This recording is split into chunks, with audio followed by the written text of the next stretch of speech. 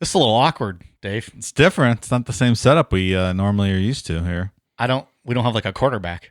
It's just you and I, right? I feel like Ricky Bobby. I don't know what to do with my hands. What are we supposed to do here? We don't have Ian. Just going to stare over in that direction, I guess. At his empty chair. Longingly. Do we need to do like a 10 bell salute? Pour one out for him? He's not dead. Ian's not dead. So we had some technical difficulties this week with everything going on. We tried to do a quarantine show with Ian via Skype. We ran into some major technical difficulties, and so we apologize. We sent out the teaser picture on Friday for a reptilian episode, and we're going to have to postpone that 1 week to next Sunday. So we apologize for that. That was not our intention. We never meant to, mislead anybody or give you false hope. But good news is there's another great episode on tap instead. I think we're going to make up for it tenfold for the people who are not patrons. We're going to go back into the Patreon archive, back to Thanksgiving Day, actually. Is that when it was released? Is when this episode was released. And for you people who are not patrons, we are going to release our Chris Benoit episode. And narrated by you, Mike. Narrated by me. Episode. It was my narration debut. It was great. Before everyone turns their nose up at a pro wrestling episode. I just want to say I think you should hear this one out. It is a crazy true crime story. And it was a little bit different because I had to narrate that one. And I feel like Ian put his feet up for that, had a couple cool down beers, and just kind of, had a good time and relaxed for that. I think you pulled it off, though. It's episodes like the Chris Benoit one that we release, every month on Patreon. We do 3 shows like that a month. So if you enjoy what you hear today, think about joining, possibly. Patreon.com/Necronomipod. And, so for most of you, this might be a new episode. And for some of you, you might have already heard this, but maybe you'll listen to it again. And then, like we said, Reptilians will be back next week, pending the COVID doesn't kill all of us. And we'll get our shit together and make it up. So again, we apologize. We couldn't get you the Reptilians. We never mean to false advertise, but it happens. Yeah, stuff happened. We didn't want to give you a shitty quality audio with the Skype issues that we ran into. So we'll be back next week with a full episode, and hope you guys enjoyed this Chris Benoit one, which was an intense one, I think. Very entertaining. Yeah. All right. Well, let's get to it. Cheers.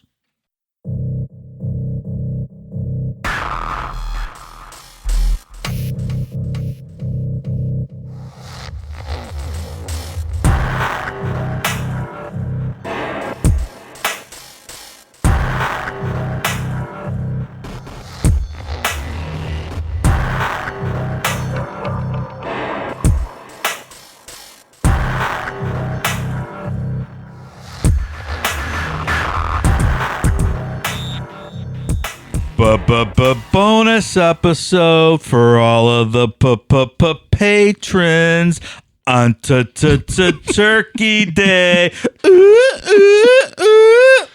Well done. How'd I do that, Mike? It's pretty good. That was damn good. All right. You even made it your own for Thanksgiving. See? I'm filling in for you tonight. Good job. So we've been hearing about this, I guess, almost mythical Chris Benoit episode from Mike for ages.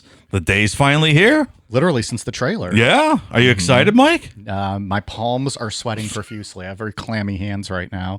I've managed to keep myself moderately sober to get through this. Ian, I don't know how you freaking do this every week. I don't know. You got any advice for me? No, I'm burnt out today from this interview that's going to come out next week. I was very nervous earlier today. So you deserve the little break here. Yeah, I'm going to kick back. I might not even say anything this whole episode. Just sit here and listen. That's fine. It's good because I got plenty You deserve of it, kid. Yeah. All right, so I got a question for you guys to kick off this Benoit episode. Top 3 favorite dead wrestlers of all time. So does that mean they died, like any wrestler that is currently deceased? Correct. Okay. So it didn't have to be like a tragic, like early death. It could be, Gorgeous George from way back in the day. Okay. I have 2. You got your list already? I have 2 as well. Do you have your list? Third. have a couple thoughts, and I'm not as big a wrestling fan as you guys, but It's true. I'm gonna have to think here for a minute. I got two easily. Yeah. I'm I trying. know we're going to have the same one. One of them is going to be the same. But I feel like I'm missing. Like there's gonna be one that I'm gonna say, and then I think I know the one that Ian believes you guys will both have. Yeah. you should write it down and then see if you're right. I'm going to write it down Because right I'm now. wondering. I mean, Ian knows who I like. I was actually just going to pick somebody, but they're still alive. Oh God. Does the Undertaker count? He's a dead man. Oh, yeah.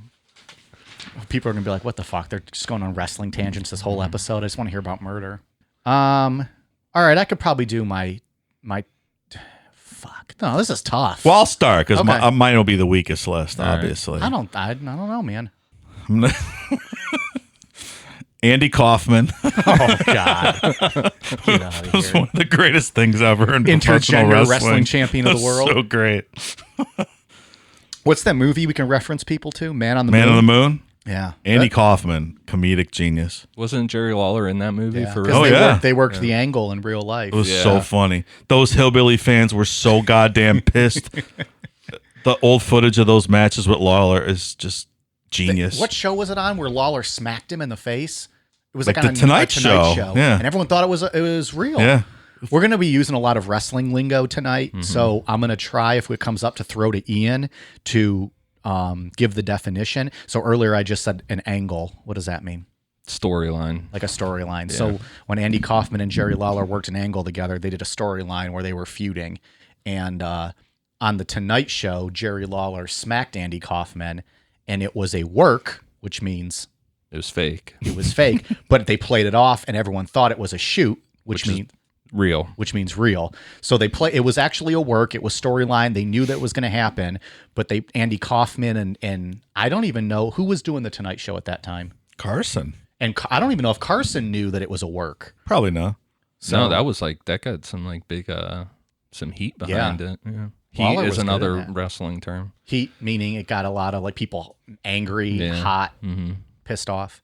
So anyways, Man on the Moon, a movie that kind of covers Andy Kaufman's life, but gets So into that good. wrestling angle a The lot. guy was so funny. A little embarrassed that's in your top three though, but I continue. thought it was a great pick. Continue. Number 2, Miss Elizabeth. Oh yeah. All right. Roll Tide. And number 1, Piper. Roddy Piper. One of my favorite wrestlers. I didn't even think of him. I don't know if any of those three are going to be on my list, unfortunately. I didn't think they would be. because I'm but- doing my three favorites. All right, you want me to go? I got mine. Yeah, you can go. Number 3 would be probably Owen Hart, who I think was the best of the Hart brothers. I think he was even better than Brett. Really? Yeah. And his was just tragic, sad, falling from the rafters and dying. What was his thing? The blue something? Well, he was Owen Hart, but at the time he was working a gimmick. What's a gimmick, Ian? Character. Character, where he was the Blue Blazer. Blue Blazer. and yeah. he was supposed to descend from the rafters of the Right. Kiel Center in St. Louis, Missouri, and the cable broke and he fell to his death. Owen Hart was good. So he's my third. Number 2, probably the Macho Man Randy Savage, arguably the greatest of all time. Frequent guest and friend of the show. And number 1, probably my second favorite wrestler of all time, Kurt Hennig, Mr. Perfect. Yeah. We actually have two. Do we? I was going to say Mr. Perfect. Yeah. I knew we were going to have He's him. one of my favorites. Macho Man. Yep. But then my third. Oh, and Dave guessed it. Mr. Right? Perfect. He wrote it down. Well, I do wear a shirt every other day, a Mr. Perfect shirt. Yeah, so Mr. Perfect, Macho Man, and then my third would be British Bulldog. British Bulldog. I don't know why, but I always have liked British Bulldog. Yeah. I could talk about wrestling all damn day. This is great. I mean, Good this stuff. is Should what we we become a wrestling podcast? this is what we did before the podcast. Just sit around and talk about wrestling. People are going to tune out when you and I start debating Shawn Michaels' outfits and which ones we liked best, as we had been known to do. Another one of mine is Buzz Sawyer from the old Georgia Championship Wrestling. Yeah. I don't know a I lot figured about him, but you guys wouldn't even know who that was, so I I know didn't put Buzz him on my Sawyer. list, but yeah. I just that was my favorite, Georgia Championship Wrestling. was you got like on TBS or something like that growing up. From the Omni in Atlanta. Yeah. Yep. Didn't we cover a story with a shooting at the Omni? Yeah. The Wayne Williams. Yeah, the Atlanta child murders. But didn't we determine that was probably the mall, not the Yes. arena? Yeah. Yes. yeah, 'cause there was like an arcade there or something. For all you patrons, Wayne Williams available in the Patreon archive, right? That It's available for everyone in the Yeah, archive. it's regular. I thought that was our archive. first Patreon show. No. Son of What was Sam. our first bonus? Son of Sam. Oh, You're Well- you're gonna do great at trivia. yeah, I guess so. Well, for you patrons, go back and listen to the archive, Wayne Williams. All right, before we get into this, I have a story that I promised some people on the Discord I would tell. There was by the way, if you're a patron and not on the Discord, you should check it out. It's a lot of fun. If you don't have the link, hit us up and we'll send you the link to that Discord. So they were getting into it about competition and how people get a bit angry with competition. And I am one of those who is angry all the time. And I get overly competitive, which is why now I try not to play games. Or if I do, I try to be very mellow and relaxed throughout them. But in college, I was a pretty adamant, diehard beer pong player. Like, used to play every night. That's how I drank. I was playing beer pong. I was good. I was real competitive at it. But I noticed my anger started to get worse and worse with playing it. Finally, one day, I think it was my sophomore year of college, so I was still early on. I was playing. We had just started a game. It was me and my partner, my buddy, versus another two guys who we were friends with. And we played the rule that if you bounce, you can swat. Yeah. So first throw of the game, the other team throws the ball in the air, but at the same time, the partner bounces it. So they got two balls coming at us at once. And I'm not used to taking balls to the face. So as the ball was bounced, I go to swat it. And I'm acting quick. I swat all 10 of our cups off the table. Knocked all of them. They were all full of beer. All full. The game had just started. Yeah. Is that an automatic loss? Oh, yeah. I'll call cups were down. Not only did I knock them off the table and cost our team the win, my partner had his cell phone and cigarettes sitting at the end of the table, and I doused them in beer. He just turns and like looks at me with his hands on his hips. Like, motherfucker, what did you just do? I didn't say a word. I turned around and I put my fist through the wall of that guy's house. So you ruined his cigarettes, his cell phone, and then punched a hole in his wall? and put an L in his record. Damn. In like the matter of like 30 seconds, this all happened. Put a hole in his wall. And I said to myself, self, you are done playing beer pong in full-time competition.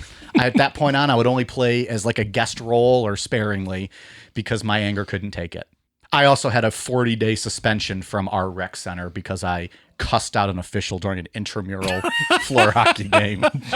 But that's neither here nor there. I was escorted out of the rec center by like this. I was a senior, this little freshman girl who had to escort me out because I was so angry. Troublemaker. Running my mouth. I don't do well with competition. I get very angry. That's a good story. That was the end of my beer pong days. Did you spackle the wall? I did not. I don't think we ever fixed it. That house has since been demolished. Yeah. It was no good. The front porch was falling off that house. I was going to say maybe they had like a plaque on the wall now with an arrow pointing to your hole, and it was like Mike's fist. Yeah, but It's been in here and 15 other women college-wide. the fist, was that your college nickname? Pussy whisper. It was for after that it was. Because then The fister. because they would have parties and girls would be over and they'd be like, I recognize that imprint. That's still in me. Oh, man. Damn. I've already spoken way too much. Well, all right. Yeah, Well, so before that's my story. that is quite a tale, sir. All right, so before we get started tonight, a special Patreon birthday wish to the girl with the perfect spokes. You know who you are. Happy birthday. Mike, let's get to Chris Benoit. Oh, boy. All right, you guys ready to take it down a notch now? Because literally the fun's over. It gets just all downhill from here. That's it, huh? Yeah. Chris Benoit was born May 21st, 1967 in Montreal, Quebec, Canada, to his parents Michael and Margaret. At an early age, the family moved to Edmonton, Alberta, Canada, home of the greatest hockey team in the world, the Edmonton Oilers, which is where Chris would grow up and eventually fall in love with professional wrestling. Like most of us, at a young age, 12 years old, he attended a local wrestling event and was immediately drawn to two wrestlers. One was the Dynamite Kid, who Benoit would go on to pretty much emulate his entire career after. And the other was Bret Hart, who's pretty commonly known as Bret the Hitman Hart, WWF champion. And anybody who probably watched wrestling growing up was aware of who Bret Hart was. Benoit was really astonished by these guys and what he saw at pro wrestling. And immediately decided that's what he wanted to do, when he grew up. So at 13 years old, he began a serious regimen of lifting weights and working out, and was pretty steadfast, and that's what he wanted to do. And anybody who knew Chris throughout his career would say he was a pretty determined and intense individual. Did you guys want to be wrestlers when you were kids? I did, very much so. Yeah, I figured so. of course. Yeah. I was pretty dead set on that for a long time. Did you wrestle, like real wrestling in school? No. I did not. I did for 1 year in grade school. It was horrible. I hated wish it. I would have for the conditioning and just the discipline part, but no. I had some friends that did it in middle school, and the first day of practice, the one kid got kicked off the team because he powerbombed the other guy in the mats. They're like, no, this isn't fucking fake wrestling here, bro.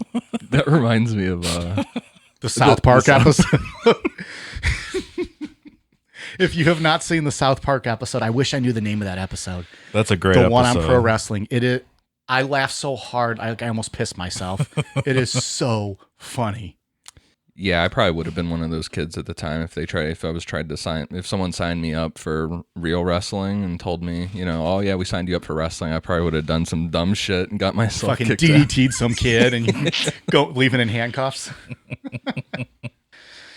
So at the age of 18, Chris moved to Calgary and began his formal wrestling training with the Hart family at their infamous Hart family dungeon.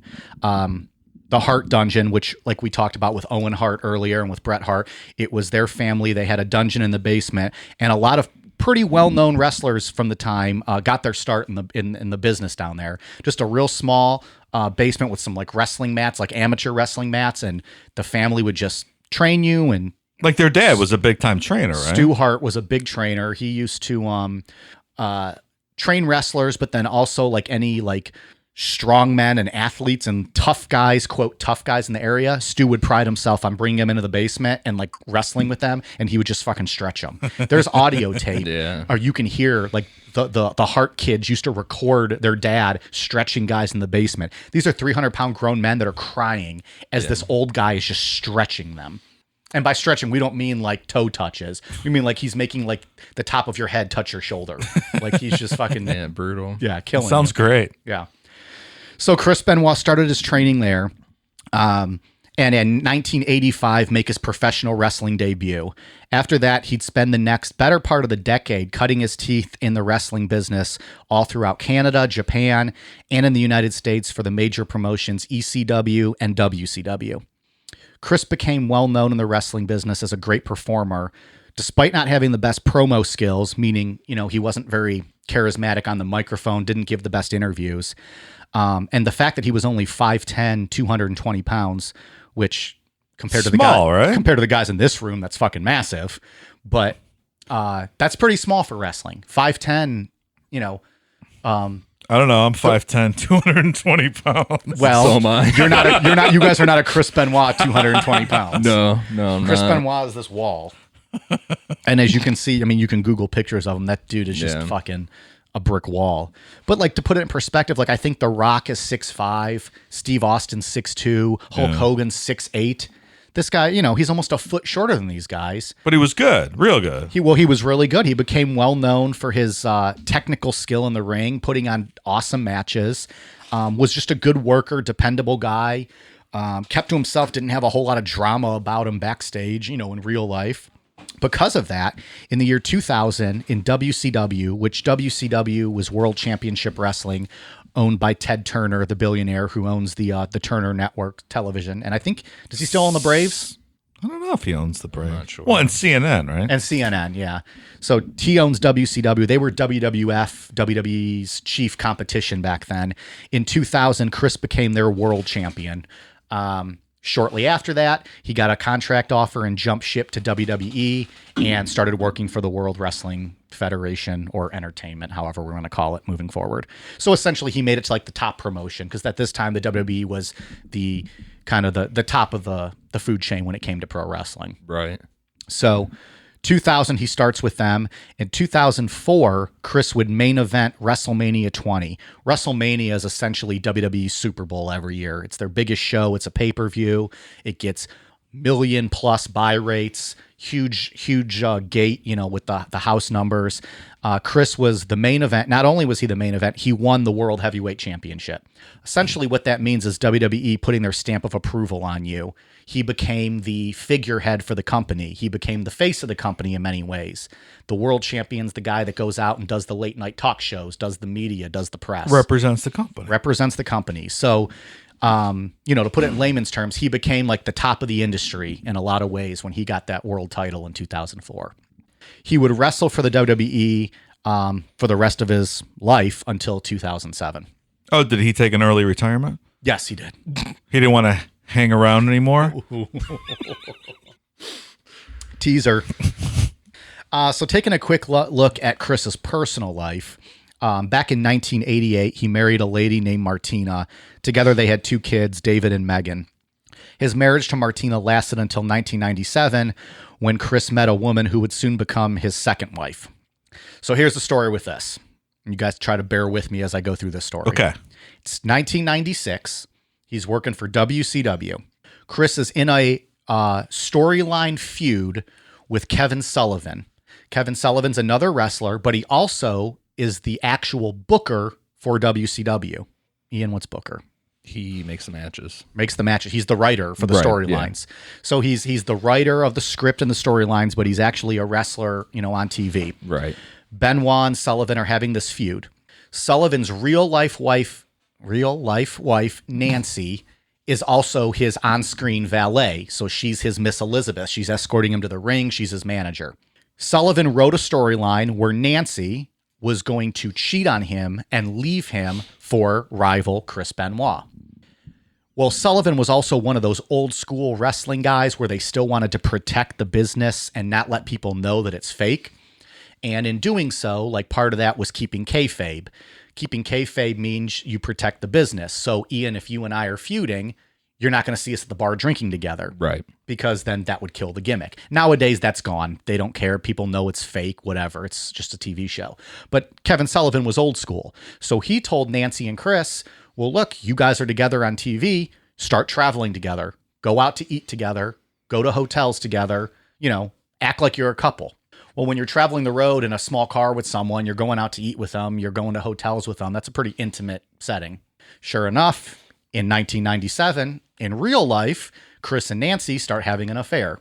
And literally worked himself into a shoot. He worked himself into a shoot. Literally. That is literally what he did.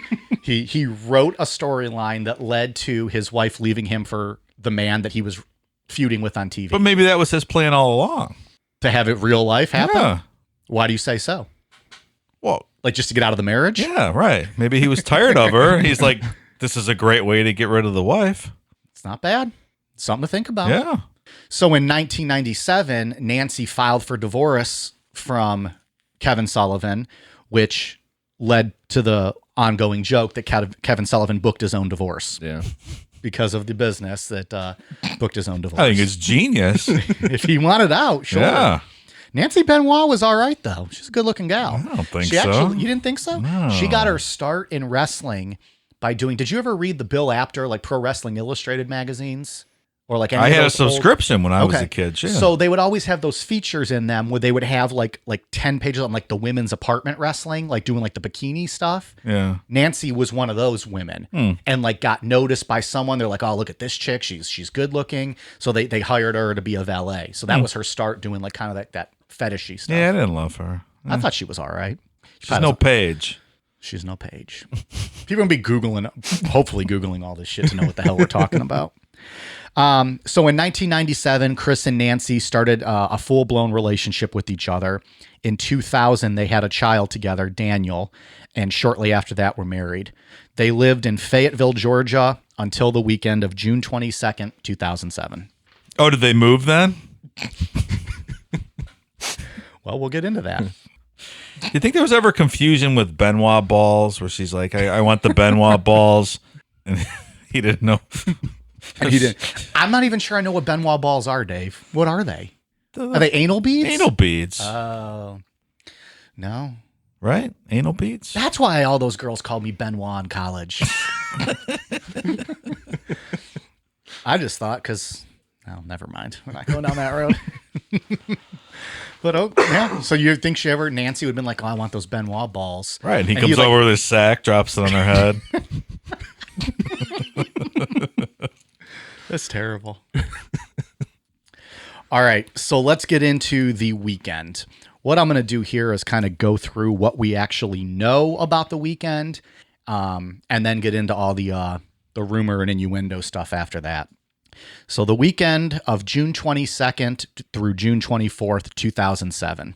On Saturday, June 23rd, 2007, Benoit was scheduled to appear at a house show in Beaumont, Texas. A house show is a non-televised wrestling event, something that they just do like in the local community, like a band would do like a concert or something. So it was just a non-televised show that Saturday night. At about 3:30 p.m. on that Saturday, fellow wrestler and close friend of Benoit, Chavo Guerrero, received a voicemail from Chris stating he had overslept and missed his flight and would be late for that night's show. Guerrero called Benoit back and would later say that when they spoke, Benoit sounded tired and groggy and not quite his typical self. Chris confirmed to Chavo everything that he'd said in his voice message about being late for that night's show.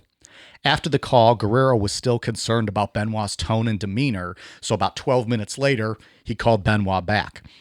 Benoit didn't answer, and Guerrero left a message asking him to call him back. At 3:44 p.m., Benoit called Chavo Guerrero back, stating he didn't answer the call because he was on the phone with Delta Airlines changing his flight for that evening. Benoit also mentioned to Chavo then that he was having a stressful day because Nancy and Daniel were, quote, sick from food poisoning. Guerrero then replied with, "All right, man, if you need to talk, I'm here for you." Benoit ended the conversation by saying, "I love you, Chavo."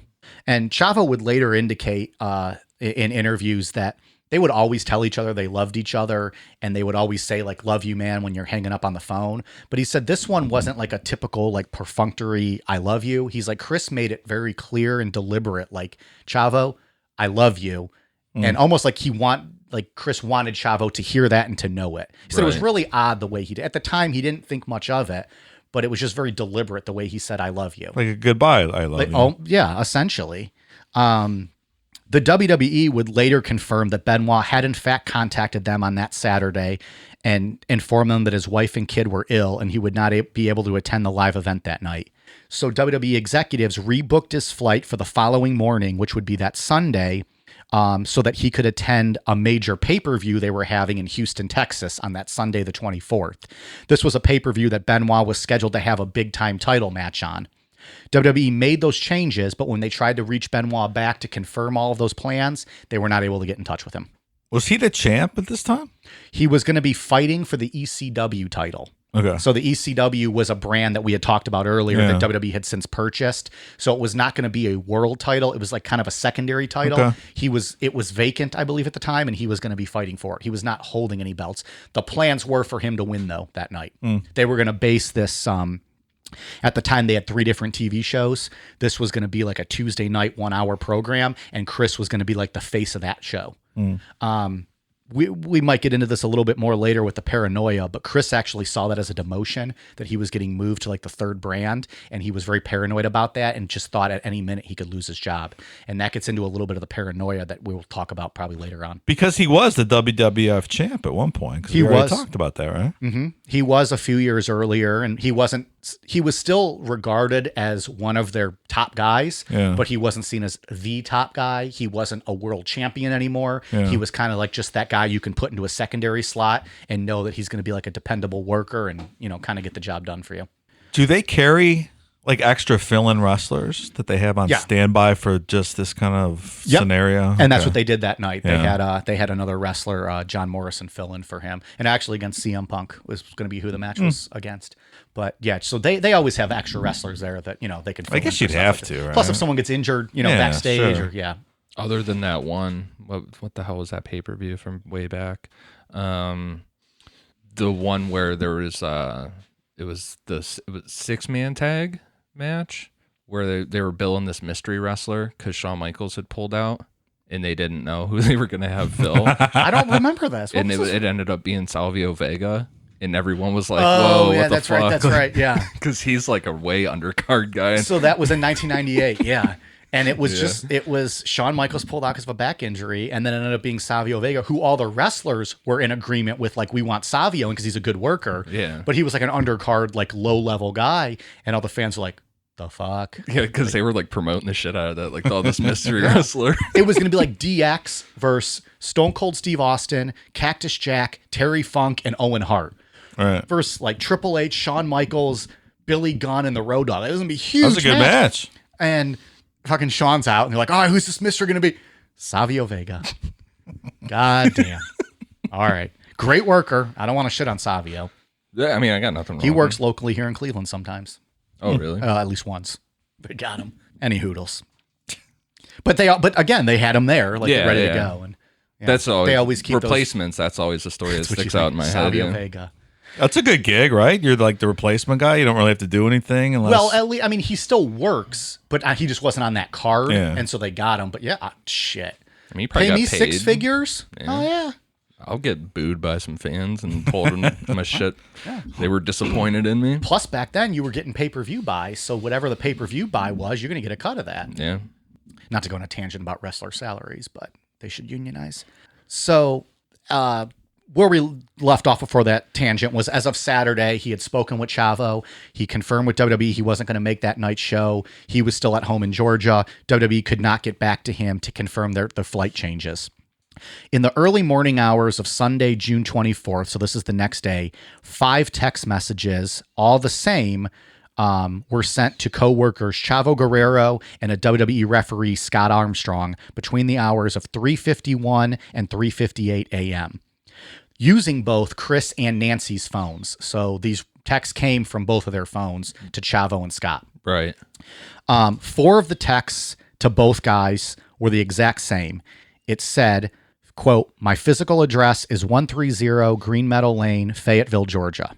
The 5th text sent to each guy simply said, "The dogs are in the enclosed pool area. Garage side door is open."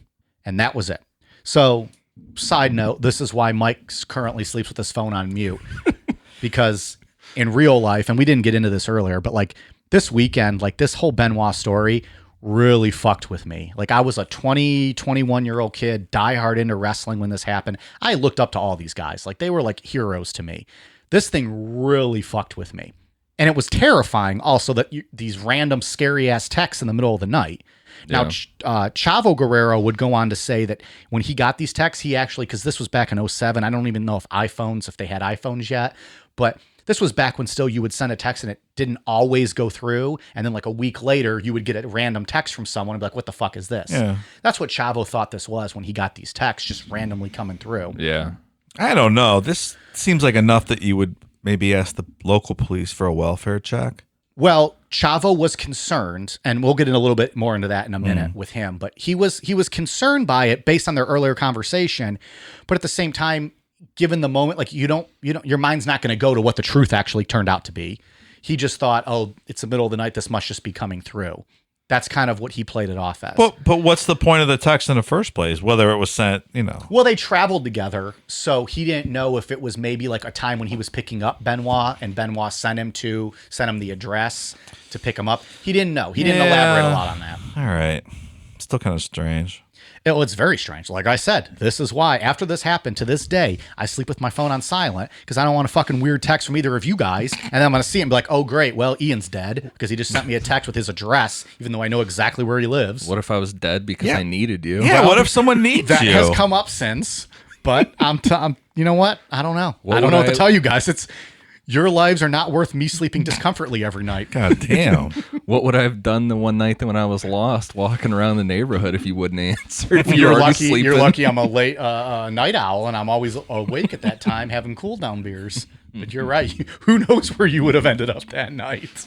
There'd have been no fucking podcast. He'd still be walking. Yeah. Have we told that story on here? Possibly. I'm not sure. Either way, Ian gets lost a lot when he's drunk and walking around the neighborhood. Yeah. Geographically challenged. So anyways, those texts went through, and that was the last known communication that Benoit had with anyone. He did not show up the next day, the Sunday evening, for the pay-per-view in Houston. According to the WWE, they tried to reach Benoit all day on Sunday, both at home and at Atlanta area hospitals. with no success. As of 11 o'clock Sunday evening, WWE officials did not establish any contact with Chris. So the next day, 12:30 p.m., Monday, June 25th, Monday's always WWE's big live Monday Night Raw, which airs, on national television. So they Right. went to the TV taping. It was at this time where Chavo and the referee alerted WWE officials of the text they had received, because now they were actually really concerned because he didn't show up for the event. So Chavo was employed by WWE at this time? Yeah, he was. Okay. They were supposed to travel together to Beaumont, Texas on Saturday. Okay. And that's why Benoit told him, hey, I'm not going to make it, because they would meet at the airport, pick each other up. Like, they were good buds. Right. Well, because I knew Chavo bounced around different organizations. Yeah, this time Chavo was in WWE, so he was an employee. Okay. He also would later go on to say that he didn't want to say anything right away because he didn't want to get Benoit in trouble. Like, there's just kind of like that bro code in wrestling. Sure. Like, if Benoit said, hey, I'm going to be late, but, kayfabe that, don't tell the office. And so Chavo didn't want to say anything until he was legitimately concerned. Right. And after he missed the pay-per-view, they get to TV the next day. That's when Chavo was like, okay, we should probably tell somebody that this is happening. WWE got the news of their texts at 12:45 that afternoon on Monday the 25th. They contacted the Fayetteville County Sheriff's Office requesting a welfare check on the Benoit family. Fayetteville County Sheriff's Office contacted the WWE back approximately 4 o'clock that day and notified the WWE that they had entered the Benoit home and found 3 deceased bodies, an adult male, an adult female, and a male child. WWE was told that Benoit's home was now considered a major crime scene. WWE decided to cancel that Monday night's live televised event sometime right after receiving that call. But keeping with company policy, they still had 3 hours of airtime that night to fill on TV. Right. So the TV program was still going to air. They just canceled the live event. The crowd was told, hey, there's no show tonight, go home. So the WWE just filled the 3 hours with a tribute show to Chris Benoit, airing old matches, highlights, and then having pre-recorded interviews with wrestlers from earlier that day, kind of giving their thoughts about Chris Benoit and, their condolences to the family and stuff. A 3-hour show. A 3-hour show. Wow. Okay. Yeah, this was WWE now every Monday does 3 hours, but at the time it used to be 2. This actually, incidentally, was a special 3-hour show because Storyline at the time, the week before, they had probably unfortunately timing wise killed the Vince McMahon character, and the night of this show was supposed to be Vince McMahon's quote funeral on TV. Oh. Good So stuff. terrible timing. The show, the Monday Night Raw, started with Vince McMahon in the ring in an empty arena telling fans what happened. And that's actually how I learned. I must have not been on the internet all day that day because I didn't know he had died. And this was before I was on Twitter, and I've never been on Facebook. So I didn't know that Chris Benoit had died until I sat down to watch Raw and I see his graphic pop up on the screen. It was terrifying. Like, I hated it. It sucked. But anyways, so Vince is in the ring and he's like, obviously we are canceling the storyline of my character being killed. And he talked about what they knew about Benoit's family and his wife and kid being discovered dead. And, my first thought, I remember when I heard this was it like carbon monoxide poisoning? Like, how do all 3 just end up dead like that? That's what you first think of. That was right? the first thing I thought when Sure. it happened. So as the show was airing that night, roughly like 8 o'clock to 11 o'clock Eastern time, they believe that that's when WWE started to learn the details of what the police were discovering, hinting towards a double murder suicide. Right. The show finished, but the WWE began removing Chris Benoit's name and videos and clips of him from their website, from all their pages. That night? They started that night. That's a little premature, I would think. Well, when they're told, I feel like they were kind of told what the scenario was. Either way, they started that night. To this day, you will still not see Chris Benoit's name on their website or in any of their documents. If you go watch, like on the WWE network, Chris Benoit's still on it. They don't edit him out of things. But if you would like to look up the summary for WrestleMania 20, the one he main evented and won, it mentions all the other wrestlers in that event, does not make mention of him. There's a disclaimer before each one that he's in too, right? And if you watch on the WWE Network, which is their Netflix subscription service, before any Benoit episodes, there's just a disclaimer, not specifically, I don't think, about him. It's generic. Just like a but- generic, I can't remember what we it don't says. support the We don't condone the decisions support or whatever. decisions of people on this show, something like that. It's generic, but it's what because they're of Chris talking Benoit. about, right? And it's only on anything I those think ones. that he's heavily featured in. Yeah, like if So, it's a match of his specifically, stuff like that. Yeah. So and that all. So this has been 12 years, and he's still not referenced pretty much at all. Yeah. By the people in the company, and maybe rightfully so, given what the circumstances, at least that they were told had happened. So that's essentially what we know about the weekend. Not to cut it short, but that's like the facts that we know about what happened in Benoit's communication. The only other thing I found online, and I didn't find a whole lot of it, was that at 6 o'clock-ish on that Friday evening, there was a pool guy at the house, like cleaning their Benoit pool in the backyard, which incidentally is shaped like a world title. And you can find that online if you Google the Benoit home, because you can see their real estate photos when they were trying to sell that house for like years afterwards. He said that when he was at the house that Friday evening about 6 o'clock, Chris was in the backyard grilling and Daniel was outside playing with him. And that was allegedly the last person that ever saw the Benoit Daniel's family. his son. Daniel's his son. Yeah. Chris was grilling and Daniel was playing. But I didn't see a lot to necessarily confirm that, but that was one of the reports I saw. So let's talk about what investigators found at the crime scene. When they searched the house, they found Nancy Benoit's body, she was 43 at the time, in an upstairs family room with her hands and feet bound and some blood under her head. Her body was wrapped in a towel, and there was a Bible lying nearby. The bruising on Nancy's back and stomach led investigators to suspect that Chris had pressed his knee into her back while pulling on a cable or a rope around her neck, essentially strangling her to death. The blood under her head indicates that there may have been a brief struggle, but there wasn't any signs of struggle around the rest of the room. Nothing was out of place or disorganized, so they don't believe there was much of a struggle at that time. That's quite a brutal way to kill someone. Yeah. Yeah, and bruising, so he must have been pressing into her pretty hard. Yeah, you can just look at a picture of him and you know he's a very a strong guy. You know what I mean? Yeah. So yeah, Mike was acting out the strangling motion as he was reading that. Dude, it helps me tell it better. Talk with my hands sometimes, and I even had my knee out too, like I was in some imaginary person's back. Don't get me started about my Benoit balls. Toxicology reports would later show that Nancy had alcohol in her system, as well as therapeutic levels of hydrocodone, which is a pain medication, Xanax and Alprazolam. yeah. Xanax and alprazolam. That's Xanax, I think. Well, they clearly state two different things. I think Alprazolam's Xanax. It's the generic version. Yeah. Well, she had the reports all said there was the two different. I don't So I don't know. So she had a little bit of both of them. Maybe a little bit of both. So anyway, she had two different anxiety meds in her and then a pain medication. Her blood alcohol level was also at a 0.184. So that's pretty high. Is it? I never know what the percentage That's is. double the limit. Yeah. Oh, is it? Like 0.08's the limit. Yeah. So okay. she's more than double the legal limit. I mean, it's not our limit here, but No. Well, I mean, I'm at like a 0.4 right now, but whatever. a 0.4. So it's from Yeah, that. of course. And I'm taking it easy tonight. So from that, it's safe to say that she was willingly drinking. You'd have to.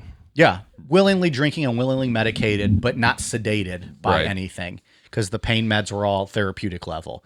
But she was. What does that mean, therapeutic So I looked level? that up. It means a level where you would feel the effects at a like doctor's prescription level. Like you would be feeling the effects, but you wouldn't be like overdosing or taking too much.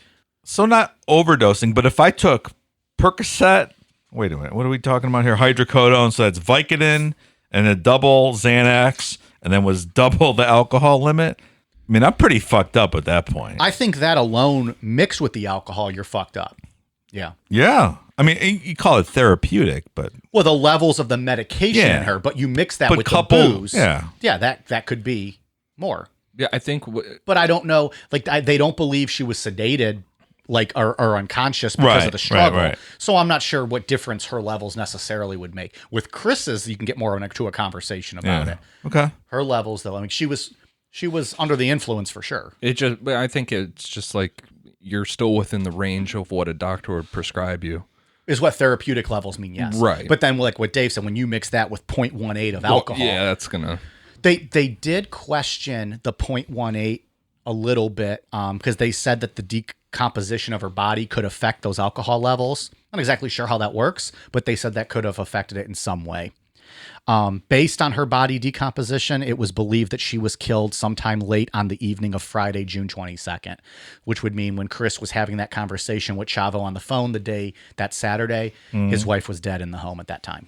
And if you go off what the pool guy said earlier that day, they were outside grilling, or at least he didn't Chris see and Nancy, but Chris it and was son. based on what they said. It would have been late Friday, so Nancy was probably still alive at that time, is what they would have believed. So his son Daniel, who was 7 at the time, his body was found in his bedroom. His cause of death was listed as suffocation, and a Bible was also found next to his body, just like it was his mom Nancy's. Oh, well, that makes everything okay. Of course, it's better now. Everything's better with Jesus. Daniel had internal injuries to his throat area, but no external injuries were present. It was determined that he also was strangled to death, but they believe his was probably done by bare hands as opposed to with a weapon or a cord. Given that he was a smaller kid, it probably didn't take a lot of pressure, so there was no outside bruising. How do you have internal throat injuries but no external? I guess like you don't have to grip as hard if you're strangling someone, so it doesn't leave the bruising on the outside. That was my guess. Yeah. For at least for the outside, the internal, I don't know how the bruises go there, unless just the struggle of like the airways closing up and Yeah. It seems odd that you can cause internal damage with no external bruising. Yeah, I agree. Doesn't seem to make sense to me. Yeah, I'm trying to think how that would work. Yeah. Yeah, I don't know. While Daniel's exact time of death is unknown, based on the decomposing of his body, they estimated it to be a few hours after his mother, which would have been the early morning hours of Saturday, the 23rd. So again, while Chris was on the phone with Chavo telling them his wife and kid had food poisoning, his wife and kid were probably dead in the home. Right. What's real sad about this is when police found Daniel's body, they said that his room was a shrine to his dad. Like pictures, memorabilia, pictures of the two of them together. Like Daniel worshipped his dad. So it's really sad. He's a cute little kid. I mean, if you look up pictures of him, just a cute little guy. They do believe toxicology reports showed that Daniel was heavily sedated with Xanax and likely unconscious when he was killed. Hopefully. Yeah. That was my thought. The only saving grace in this, at least from my standpoint, would be that at least Daniel was unconscious and didn't know that his dad was killing him when it happened. But it's fucking terrible. Like I doing the research for this, I got choked up so many times just kind of reading through like the way even Chris, everyone said Chris loved his son. Like, you know, there was never any issues with that or Chris having like anger issues towards Daniel. He did towards his wife. We'll get into that, but you know, it's heartbreaking. Like I couldn't imagine that. Yeah. Chris's body, he was 40 at the time, was found in the basement gym. He'd committed suicide by hanging. He had made a makeshift noose from one of the pulley cables of his gym equipment. He fastened the other end to some weights on a weight machine, and when the custom-made setup was triggered, it dropped essentially 240 pounds of counterweight and immediately broke Benoit's neck. Whew. They said they found him with a towel wrapped around his neck, and a Bible was located near his body as well. His body contained 10 times the normal level of testosterone, and we'll get into that here in the theories, as well as, again, a therapeutic amount of Xanax and hydrocodone. There was no alcohol in Chris's body, and it was ruled that he killed himself on Sunday the 24th, most likely shortly after sending those texts to Chavo and the referee. It's a tough way to go. Yeah. I had saw at one point, and again, it wasn't confirmed. I think it was Nancy's sister had said that when they searched his computer, they found records of him looking up the quickest and easiest way to break your neck. And one of those things had recommended a towel around his neck, which is why they believe that maybe he had the towel around his neck. So again, and that'll go into kind of when we talk about some of these theories, maybe premeditated if that is indeed true. I mean, dropping 240 pounds on a cable will definitely do it. Wouldn't you rather just turn your car on in the garage? I would not want to break my neck agree. like that. I would think even shooting yourself might be easier. That's not easy though either. From What was I read? Just turning the car on. No? No. What was I reading? I don't know. I was watching or reading something, whatever morbid fucking shit that I'm always looking at, but that it's not. No, that it's a lot like convulsions and shit happen with that. You just kind of went to sleep. No. That sounds awful too. Yeah, there's not many good ways to do it. Too bad. Just take a shit ton of pills and go to sleep. Although my luck, I take the wrong pills and then fucking start spazzing out or something and foaming at the mouth. Yeah. Well, You take like laxatives and you just be shitting yourself all over the bed. God damn it! I just want to kill myself. Now I'm shitting all over then the you place. really want to kill yourself. My ass is on fire. I'm still breathing. This sucks. Why am I so high pitched? I don't know. yeah, there was a statistic. I really can't remember what I was watching. It had something to do with it, but there was a statistic about people that try to commit suicide, and then when they're unsuccessful, it was like almost unanimously that they once they were going through the process, immediately regretted it, but it was too far. They couldn't back out. Yeah. I watched that documentary on people jumping off the Golden Gate Bridge. The same thing. The second they jumped, They're like, they "Oh, regretted fuck. it. Yeah, I wish I wouldn't have done Sure. that.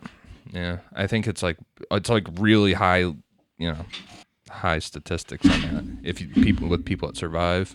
I would imagine That makes sense, terrifying though too, like just the Yeah. fear. Yeah. While no suicide note was found at the scene, investigators almost immediately dubbed this a double murder suicide. The Fayetteville County Sheriff's Office officially closed the case in 2008. Side note here, though, Chris's father, Michael Benoit, would confirm years later that they found a note in one of Chris's Bibles, which by that point had been given to his first wife, Martina.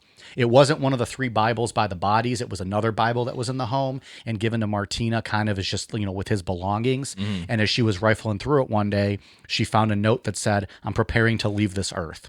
They confirmed it was written by Chris, but they don't know when it was actually written. Right. So, and he had been going through some depression and stuff. Again, something we'll get into. So they don't know if it was something he had just been thinking about or if that was legitimately a suicide note, but they didn't find it till years later. So Still not a normal thing that not a normal one thing. writes. No, I think it's safe to say Chris was not quite normal at the time of this incident. So that's all that we officially know about the Chris Benoit double murder suicide. From that, we get all kinds of theories and conspiracies and all kinds of little fun facts, most of which are not true, but some are just interesting to explore. So we can get into some of that. So obviously, when a news story like this breaks, it's going to be pretty major headline news. Major media outlets like MSNBC and Fox News had pretty extensive coverage on the story, interviewing friends of the Benoit family, former pro wrestlers, and naturally the theories began to run rampant as to why this actually happened. It was also kind of a chance for the media to dump on the WWE, as many of the media outlets like to do. The media elites don't like wrestling. They don't love wrestling very much, no. And they like to take a chance anytime there's something major to happen to get on Vince McMahon about drugs and alcohol and steroids and Misogyny. else. And misogyny, especially back in this time, yeah. This was prime time for, well, maybe not prime time. This was past the Attitude Era when they were having those old Sable videos. Oh man. Yeah, there was some outrageous shit happening back in the day. It was insane. Yeah. How was that on TV? And I was 13 years old watching this, loving every second of it. So this was a little bit past that. But the other thing to keep in mind too is, and this is just a little side note, I don't think people realize that the WWE is a global brand and they tour around the world. So globally or flat earthily, wrestlers are as big in some countries as they're more well known than some athletes are. Right. More people might know who John Cena is than who Tom Brady is around the world. Yeah. John Cena, he performs in other countries. Tom Brady is just an American football player. So that's just an example. And that might not be true, but Chris Benoit globally was a name that, people knew. Right. Well, he wrestled in Japan and all over the place. He wrestled in Japan, and then but with the WWE, they're touring Europe, they're Saudi touring Arabia, Asia. they go everywhere. Right. So, I mean, this is a big story, especially when it's his whole family's dead, not just the typical wrestler found dead in a hotel room and a bottle of pills next to his body. Yeah. This story was crazy, especially because Chris was a pretty well-respected guy. He was a good worker. He was reliable. He was always on time. The only thing anyone ever really had to say that might be negative was that he was also really intense, kind of took things seriously and had a kind of a twisted, sadistic sense of humor. He would find like humor in things that other people were like, dude, that's pretty fucked up. I can relate to that. Well, anyone who listens to the show can relate to that, Yeah, nothing wrong with especially that. the patrons. Well, and I watched an old Larry King show that they did about 2 weeks after this, and they had Cena, Hitman, and Chris Jericho, and they all said, if you lined up 1,000 wrestlers, like we would, Chris would be if we asked us who would have done this, he would have been, the 1,000th guy. Like, Right. This is not a guy you would ever say would have done something like this. Yeah. And those were not all WWE employees at that time. So they're not just like towing the company line, Sure. When they're saying that. Chris and Nancy had their marital difficulties, but everyone kind of agreed and was on the same page that Chris was so in love and fond of his son, Daniel. So that was what made kind of, when you started hearing these reports, hard to believe for people, hard to grasp. And I think that's why there's a lot of theories and conspiracies out there, is because there's a lot of people who, even to this day, I kind of dub Benoit doubters. They don't believe that he did this or that he was capable of doing it. And that they think his family, and including him, were murdered and that he was framed. So that's kind of what we're going to dive into. Stranger things have happened. And not all of these theories are from the Benoit doubters. Some of these theories are just why Chris would have done this. Some of it's the media trying to portray the WWE negatively, or wrestlers in general. Right. The first one, the big one, was roid rage. Was this an incident of steroid usage gone wrong, and Benoit snapped and killed his family and then himself? Needles and steroids were found in the Benoit home, so that immediately led the media to hypothesize that a steroid-induced rage may have caused Chris to kill his family, especially because, doctors always are linking steroid use to some uncontrollable anger, psychological issues, sometimes paranoia. This was the obvious, easy target to be used by the media, as they had long associated the WWE with rampant steroid use dating back to the 1980s. And probably rightfully so, because there was a ton of steroid usage going on in the company. Yeah. At this time, the WWE, I think, was trying to tell people they were pretty clean.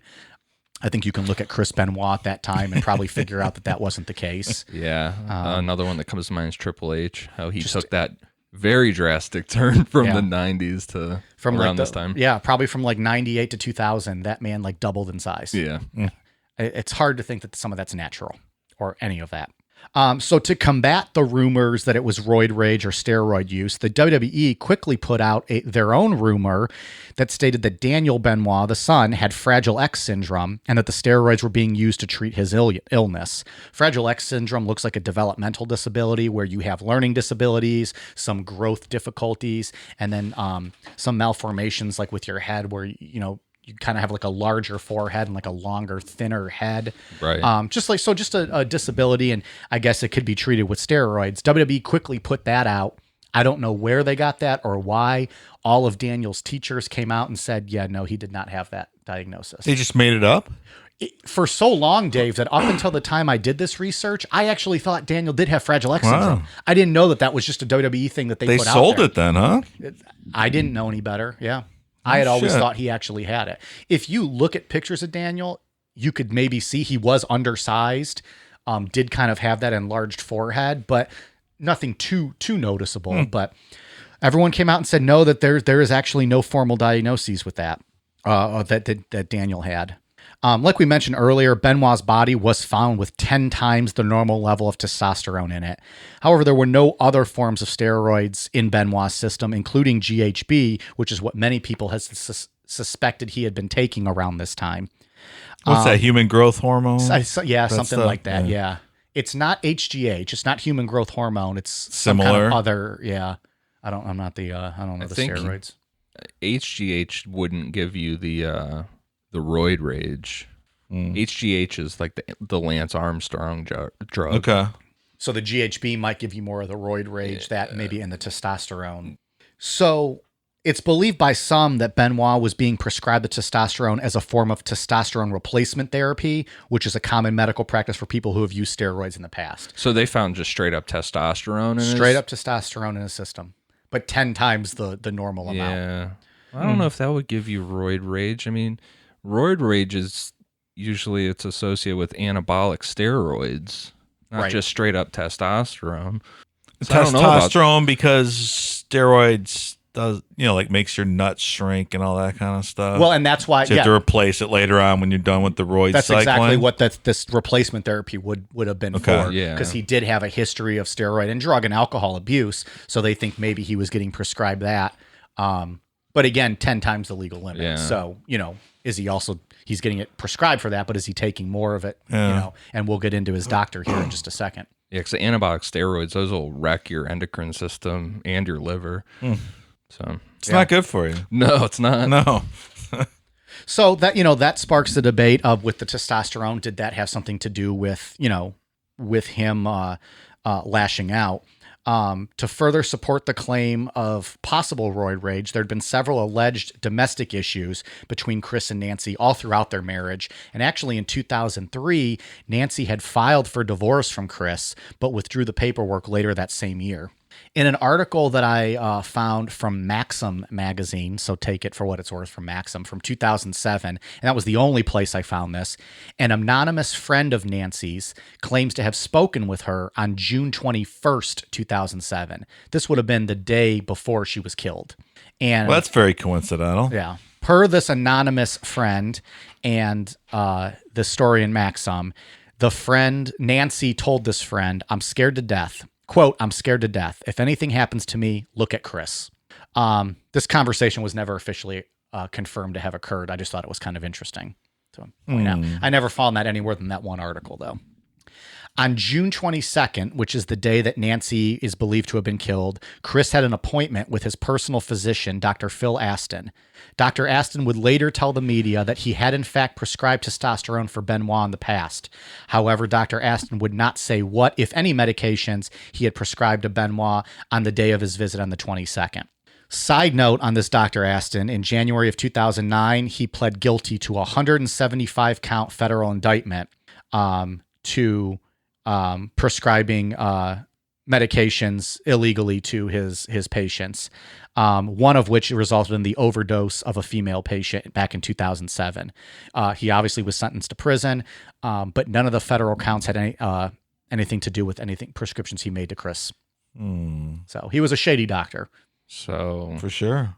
it could lead you to believe that he was potentially giving Chris something on the side. I mean, I don't think that would be unreasonable to They also believe think a professional wrestler was coming in there and be like, "Hey, doc, I need some extra stuff here." I think you could make that jump. Yeah. And you can look in, if you look up Chris Benoit on steroids, allegedly he had been investigated from like years in the past from getting overseas shipments of stuff.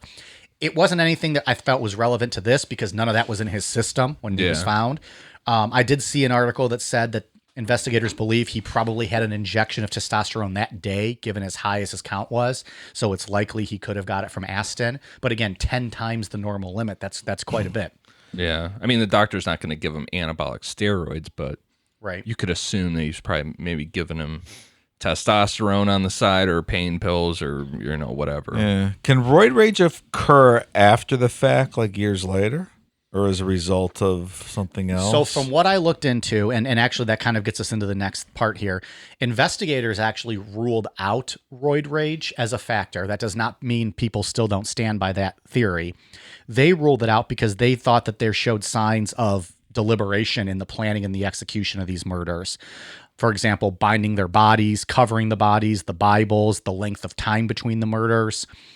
They felt that an act of roid rage kind of is short outbursts, and that it's not going to last the course of like a whole weekend. Like if you got pissed off and not even thinking, like hit somebody. Right. Or even if he did get pissed off and killed Nancy, he wouldn't necessarily go kill his kid and then himself. Right. Now you can say he did it because he was scared and just wanted to kill everybody. And didn't want to leave his son alone. Right. Didn't want to in the world. Knew he was going to go to jail. Sure. Yeah. I mean, there's something to that, I guess. But when you look at the thing as a whole, it doesn't add up to roid rage. I also saw a lot of articles that said roid rage is not actually a proven science, and there's a lot of evidence to dispute that roid rage actually even exists. So it's kind of like a myth. I mean, it's back and forth. I don't know if the science community even is for sure on it yet. They said in some cases they think it's just the person thinking they're going to get roid rage, so they act out with roid rage. Really? Yeah, they said it's like a mental thing where it's like you're not actually getting angry. You're working yourself up to be because you expect to be. Maybe just a fucking asshole. You could just be an asshole. Well, if you've Quite seen the kind of possibly. people that take steroids, yeah, they're usually mostly fucking assholes. So that was kind of it with the roid rage. Investigators ruled it out. He didn't have anything in his system other than the testosterone. So it's just a matter of, do you think he lashed out and hurt Nancy and then decided to finish off his son and himself days later? Or It seems a little too. There seems to be like from just what we know, a decent amount of, I would say, premeditation to how everything played out. if you believe especially that rumor too, that he had looked up the quickest and easiest way to break your neck, Right. Unless he did that after the fact, but we don't have. Yeah, a lot is of- the search dated? Yeah, and we don't even know for sure if that was a thing. The next leading theory is CTE. CTE, which is chronic traumatic encephalopathy, is a prevalent diagnosis in the sports world, most commonly nowadays associated with football. You hear a lot about, these football players having CTE. I mean, essentially, it's brain damage. Well, and confirmed by autopsy reports. Confirmed by Junior autopsy. Seau and other people, right? Yeah, they're donating their brains to science, and they're finding these brains are deteriorating because of it. And it all stems back to typically undiagnosed and untreated concussions. And I Right. think a lot in the sports world now that they're aware of what they're doing, they're making efforts to try to stop that, whether it be like illegal hits to the head or WWE changing their policies on the way they do things if they think someone has a concussion. But, CT, essentially brain damage associated with football, most commonly associated with football. It's undiagnosed, untreated concussions. Symptoms typically include depression, cognitive impairment, dementia, Parkinsonism, and erratic behavior. It's believed throughout his, 20-some year career that Benoit had several untreated concussions, which obviously would take a toll on his brain and his mental health. Chris's finishing move, one of his finishing moves, was a diving headbutt off the top rope. So essentially, you're laying on your back, he jumps off the top rope, and he's landing forehead first right on your shoulder. So that's forehead to shoulder bone that he's doing almost every night. Yeah. Doing that one time is not good for your head. That could essentially be a concussion every time he's doing that. Yeah. He was also known for taking unprotected chair shots to the head. So when these guys hit each other with chairs, a lot of times they're putting their hands up to block the blows. He would just take it straight to the face or to the head, or even worse, he would take a lot of times to the back of the head, which now they know is the most dangerous place to take a blow to the head. And if I'm correct in what I was looking at leading up to this, he was one of the few guys at the time, like not a lot of guys would actually agree to take a shot to the back of the head. Yeah. And he was one of the few that would do that. He would do it, yeah. Why would someone agree to that? I don't know if that was his preferred method of where he got hit. I don't know. I mean, by that point and late in his career, who knows if he was even thinking clearly, really, when he's taking these chairs. Because those are brutal shots. Yeah. Yeah, unless it's, I don't know. And, those chairs, even if they're gimmicked, which I'm not even sure they always are, they're still metal chairs that people are sitting on. Like they take them from the ringside crew sitting around. So there's, 200-pound guys sitting on these chairs every night, and these chairs are not collapsing. Right. So they're not necessarily fake gimmick chairs, and you're taking that to the head. Unprotected, not even getting a hand up to block it a little bit. Yeah, I don't know what the purpose would be to just like specifically agree to that, unless you just thought, for instance, like Mick Foley, that it looked better for the crowd, because there's some stuff he would agree to, like specifically that one with The Rock. Right. It got out of control at the end. Way out of control. But he took some of those shots and was like, "It's fine with me because it looks better for the show." Right, and he had his hands handcuffed behind his back. Yeah, when that happened. But that was also 8 years prior to this. Right. That was in '99 when he did that, and he took, I think, like 12 or 13. That was a horrible match. Unprotected chair shots to the head. Yeah, not great. And Mick Foley's brain probably not going to look great if they ever test that. I saw something where if it was real that he donated his brain. Already. Mick Foley did. Yeah, it'll be interesting to see what with that. Yeah, WD probably won't love that. I remember that years ago he had like tweeted out that his doctors told him he shouldn't be looking at computers anymore. Yeah, that's crazy. Because like it was just the screen was not good for his brain, so he switched to like just tweeting from like his phone or something. I don't know. Goddamn, pal, it's some brain. John, we're about to talk about Chris's brain here. So after this incident, this was all, the murders happened in June of 2007. In September of 2007, with permission from Chris's father, the Sports Legacy Institute, who was kind of the institute and program that was leading this CTE study, they were allowed to study Chris's brain. Chris's dad gave him permission and gather data and do research. They tested Chris's brain and concluded that he did in fact suffer from clinical symptoms associated with CTE. They essentially said that Chris's brain had damage similar to that seen in elderly people with Alzheimer's or dementia. So his brain showed the same deterioration as that. At 40. At 40. So I guess if you thought about, I don't know, an old guy with dementia killing his family, would you be as shocked? I don't think so. I don't think so either. Yeah.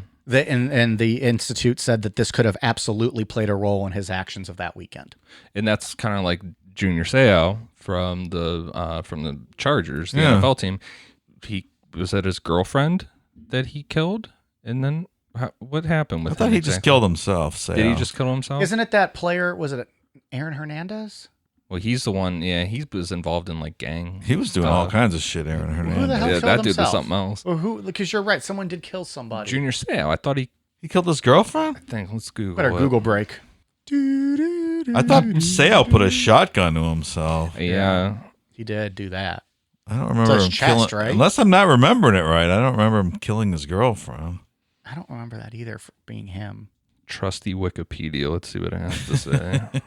Well, that's where all my notes are from. So When in doubt. Cut and paste, motherfucker. that's not true. I use like 15 sites.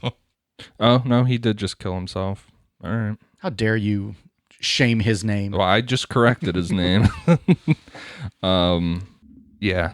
No, yeah, he just killed himself, but they attribute it to CTE. Yeah. Because I guess a lot of erratic behavior leading up to it. Kind Which of like this, makes somebody sense. with like dementia, Yeah, the way right. he was acting. And that kind of coincides with what Benoit was having here. To further support that argument of the CTE, there are reports, again, not completely confirmed, but that throughout the last few months of his life, Chris became extremely depressed, which he had documented in his diary. He had lost a few good close friends, too. Eddie Guerrero, another professional wrestler, had died that November. I guess it was late 2005, so that was about a year and a half before this, but they were like best friends, and he passed away. And then in the wrestling, the wrestling world loses a wrestler, feel like every 6 months. So Chris is seeing this and that on top of drugs and alcohol that he had been abusing, on top of whatever brain issues he might have had going on. He was getting pretty depressed. I mean, I feel like when you get the study back on someone's brain, a 40-year-old's brain, and it looks like someone with Alzheimer's and dementia, it's it's pretty clear that there's no way he was thinking correctly. I agree. Regardless of whatever he did, or even if he wouldn't have ended up doing this, Right. he obviously was not thinking clearly. Yeah, if your brain scan says you look like someone with dementia, or you have the same brain scan as someone with dementia, Yeah, clearly. Right. There are also reports that Chris had started to become paranoid the last few months of his life. In recent years, this might have been probably 2015 or 2016, on an episode of Chris Jericho's podcast. Chris Jericho is another pro wrestler and a close friend of the Benoit family. Chris had Nancy Benoit's sister, Sandra Toffoloni, on, and while Sandra was on the show with Chris, she stated the following. What really became noticeable was a little bit more of like a sense of unsafeness and paranoia for the family. He just would be constantly checking the alarm at night, constantly be checking things, and for himself. Like when we would go to the gym and do things like that, he would take different ways every time, different routes. The way we would go in the morning is not the way we would go after dinner, and never ever before had that been. He used to be fairly laid back about stuff like that. There was never any issue like that. So when it did start happening, I noticed immediately. It was a huge personality change. Not crazy huge where everyone else would notice, but people that were around him a lot would notice. I didn't really understand what was happening, and to be frank, I still kind of look back on it. Was that a precursor to everything that happened? So that's interesting. So, yeah, he started, it would go on to say, like, he started to think he was being followed. He started to think he was going to get fired any day from WWE. Like we said, him becoming, like, not the world champ anymore and being kind of, quote, demoted to, like, a third brand television show. He got really paranoid and, like this, going different ways to the gym and to the airport and coming home different ways. But then she would go on to say that she actually did not think CTE is an issue. And I think maybe in her mind, she thinks CTE is kind of a cop-out, kind of doesn't put the full blame on him. She thinks it's due to drug and alcohol abuse coupled with the fact that, he was depressed that kind of put him over the edge. My thought was her view on paranoia kind of speaks more to CTE than anything else. It seems very likely. I mean, like I said, if you're 40 and you're showing signs of an elderly Alzheimer's patient, you're not thinking right. Exactly. I agree. There are people though that they still reject. They don't necessarily reject that he had CTE, but they reject that he did this. Oh, just did the murder at all. Yeah. So I don't know. That's the CTE story, but the investigation and the science was done and his brain was not looking so great. It seems pretty likely. Yeah. I mean, if nothing else, it's a contributing factor based on that alone. It plays some part into it. Of course, it has to. Right. So now this is maybe the weirdest and creepiest confirmed conspiracy, and this was the Wikipedia one. This one's just kind of wild, so I'll dive into it. There was an edit made on Chris Benoit's Wikipedia page at 12:01 a.m. Eastern Time, the morning of Monday, June 25th. So this is 16 hours prior to police discovering his body. This is just a few hours after that Sunday night pay-per-view ended that he no-showed. Okay. 16 hours before police entered the home. Chris Benoit's Wikipedia page was edited to read, Chris Benoit was replaced by Johnny Nitro for the ECW Championship match at Vengeance, as Benoit was not there due to personal issues stemming from the death of his wife, Nancy. So the bodies haven't even been found yet, and this person is putting on his Wikipedia page that Nancy Benoit's dead. Right. That's a little creepy, a little weird. What made this even more suspicious is that the IP address was traced back to a home in Stamford, Connecticut. Ian, what company is headquartered out of Stamford, Connecticut? WWE headquarters. God damn. Well, that's weird. That's really weird. It's a little strange. Police looked into it and seized computer equipment from a 19-year-old man who was, like all wrestling fans, living with his parents. Of course he was. Doesn't do us any favors. He was responsible for the postings, and he immediately, as soon as he was contacted by the police, he was very, he complied with everything and with their investigations. Police called this a major hindrance to their criminal investigation they were running on the Benoit family and the murders. After looking into the man, they determined that he was not involved, nor did he have any actual knowledge of the incident in the Benoit home, and they were not going to press any charges. The man would later state that he had found several rumors online which supported his theory about the Benoit, quote, family emergency, as reported in the wrestling news, and he just on his own speculated that Nancy had died, calling it just a terrible coincidence. So he picked the wrong day to be a troll and go on Wikipedia and mess around. Right. Neither this 19-year-old man nor anyone in his family had any employment or immediate connection to the WWE, and it was just considered to be a coincidence. So anyone who was out there looking, because there's rumors that did WWE know about this early? When did they find out? If they did know early, did they have any part of it? There's no evidence for any of that. Yeah. But little things like this, and the fact that this dude was based in Stamford, Connecticut, that's weird. I generally don't believe in coincidences, and this is very strange. Yeah. Like the Wikipedia entry is strange enough in itself, but then the guy's in Stamford too. But I'm just wondering too, like, yeah, that's really weird. That adds a different layer to it. But like, I wonder what happens like nowadays, like if someone were to no show, like what's Reddit gonna do? Like, those rabbit holes people go down. Like there's trolls out there that just post anything. Yeah. I mean, I don't know. It seems like it was just a weird coincidence. I mean, there's no other connection they would have. Some 19-year-old kid, that would be kind of odd that he's involved. But it's really weird and really creepy. Do you guys ever edit Wikipedia pages? No. I have before. Have you? Yeah. I have too. For Californication, I've edited some. Yeah. I have not. No. I always fun. laugh when I get on there.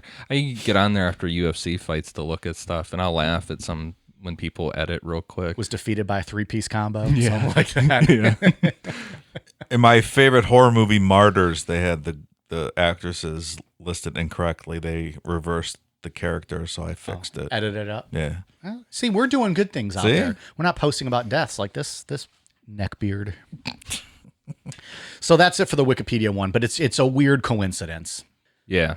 All right, let's get into the big one. This is the one that the Benoit doubters, I think, really hold on to, and that's the Kevin Sullivan theory.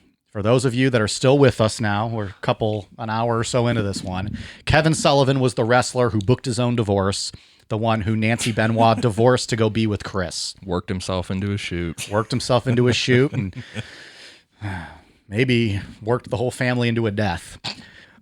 One of the more widely believed conspiracy theories, and one perpetuated by Benoit doubters, is that former wrestler and booker Kevin Sullivan murdered Chris and his family, or hired hitmen to do it, and framed the crime on Chris so he'd get the blame.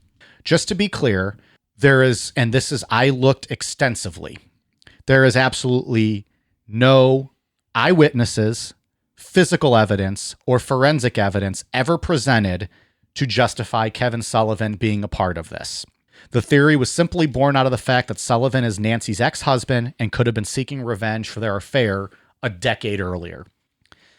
The theory was first put forth by a man named John Lee Clary, who was a small-time wrestler based out of Arkansas during the 1980s. Per Clary's own website, which the website's no longer in existence, Clary went from being a Ku Klux Klan leader to becoming a saved man who preaches the word of God. Oh, what a nice conversion. Yeah. So he's saved, Dave. That's great. He's going to be in heaven next to everyone else. Well, he probably already knows because he died in 2014. So he knows where he is. Hi, this is a Grand Wizard Cleary. He's would like to meet you. Oh, thanks, Jesus.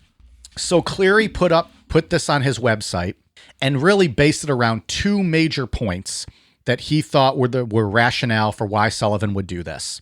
The first one was that the deaths occurred exactly 10 years after Nancy divorced Kevin. There is actually no documentation that has ever been made available or that anyone has seen as to when the divorce was actually official. Right. I'm sure you can probably look that up in public records, right? Somewhere, absolutely. But he provided no evidence of that. And he didn't? No, he provided none. And no evidence is actually, as far as the mainstream and people know, they did get divorced in 1997, but there's no date that anyone actually knows of. It's also kind of odd as to why Kevin Sullivan would wait and plan at the 10-year anniversary. You would think if you were going to be mad, you would do it right away, like in a fit of rage. Revenge is a dish best served cold. Was this cold, though? I mean, is 10 years? That's Pretty fucking cold. That would be pretty cold. Okay. Poor Daniel, man. That's what I think about. Fucking kid. Clary also said that the 10 years was significant because of some numerology significance, but he did not elaborate. Oh, well, that's numerology's proven science, so that makes sense. Yeah, I was going to go on record and say that numerology is fucking stupid. Yeah. We should do an episode about fucking stupid things like that, like numerology and hypnosis. Why? Go ahead. I don't understand. Always with these conspiracy theories, there's always all these numbers and the thing with this Sullivan one though is if you look online, there is a strong internet army of people who believe that Benoit did not do this. Yeah. And there is, like, I saw this one Reddit post, it had 21 different facts of why proof that it wasn't Benoit. As I was reading through, I think 18 of them, I was just like, oh, that's not true. That's not true. That's not true. That's not true. And some of those we'll talk about here in just a minute. But there's this strong contingent that believe Benoit did not do it. Yeah, I mean, whenever I've looked at this before, leading up to this, it's always this Kevin Sullivan thing. Yeah, because if you're going to suspect that it wasn't Benoit, who else would it be? That would be, sure. yeah, Right. And this next point that you're going to talk about is one that I always see, which is absolutely silly. Right. And the other big point that Clary made was that Kevin Sullivan was a Satanist. This is based off the fact that in the 1980s and into the 90s, Kevin Sullivan and Nancy, when she was his valet, played the role of a satanic leader as his pro wrestling gimmick. So it was a work? It was a work, Dave. Okay. Have you ever seen any of the promos that he did? I remember that stuff. It was great. Kevin Sullivan Love was it. a great wrestler Yeah. and had a great mind for the business. Like, I mean, I guess it's a compliment that he played that gimmick so well that people think he's really a Satanist. Yeah. I don't want to be attributed to like a murder, but if I could play a gimmick so well that people think that, like, that's fucking awesome. 20 years later. Right. Like, imagine how well you performed in Silence of the Lambs if people are out there thinking Anthony Hopkins actually eats humans. You know what I mean? Like, that's kind of a compliment if people think that. I guess, yeah. Kevin Sullivan himself, because he's been asked about this theory, and he said for a long time it really bothered him. He was on Jim Ross's podcast. It really bothered him, but now he's like, I just let it go. Like, they're just trolls. He admitted, he's like, I'm not a Satanist. I'm actually a Roman Catholic. And Clary never actually met Sullivan or Nancy to actually know what their beliefs were. So he's basing it on secondhand information and or just their pro wrestling gimmick. Right. Also, Satanists are not known to be violent people. It's a Correct. self-help religion. Correct. And in the Satanic Bible, it even says one of their rules, you do not ever harm children. Correct. So kind of debunks the Satanist theory. Clary also goes on to allude to the death of former female pro wrestler Sherry Martel 7 days before the Benoit death as possibly being a clue that that Sullivan was responsible. Martel, who died June 15th, 2007, was a close friend of the Benoit family and was also a former valet for Sullivan. At the time of the Benoit murders, Martel's cause of death was still unknown, and that helped fuel the rumors that perhaps the deaths were related. No reason is given as to why she would have been killed, but because her cause of death was unknown, that fueled the rumors. Right. Toxicology reports would later determine that Martel had died of an accidental drug overdose, and she actually did kind of have a connection to that Dr. Phil Aston, who we talked about earlier, who was Benoit's doctor. So there's literally zero evidence to support this Kevin Sullivan nonsense.